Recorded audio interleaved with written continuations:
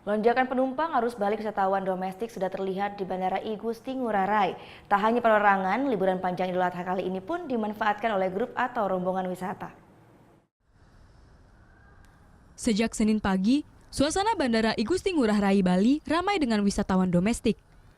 Di hari terakhir liburan panjang Idul Adha, wisatawan domestik mulai kembali ke daerah masing-masing. Di hari terakhir liburan panjang Idul Adha, wisatawan domestik mulai kembali ke daerah masing-masing.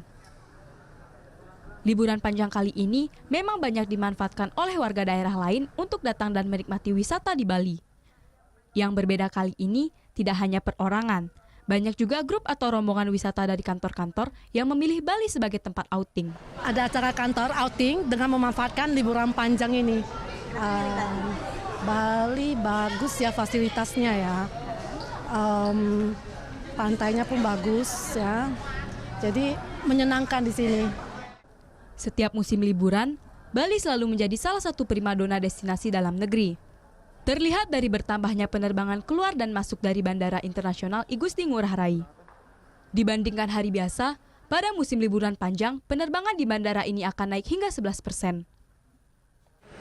Kepadatan arus balik wisatawan domestik sudah mulai terasa di Bandara I Gusti Ngurah Rai.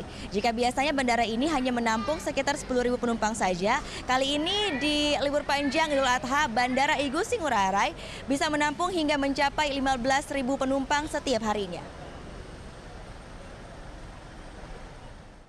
Walau antrian sudah terlihat sejak pagi, namun puncak keramaian akan mencapai puncaknya pada Senin malam. Karena masih banyak wisatawan yang masih menikmati wisata hingga Senin siang. Gita Natalia, Andi Setiawan melaporkan untuk NET.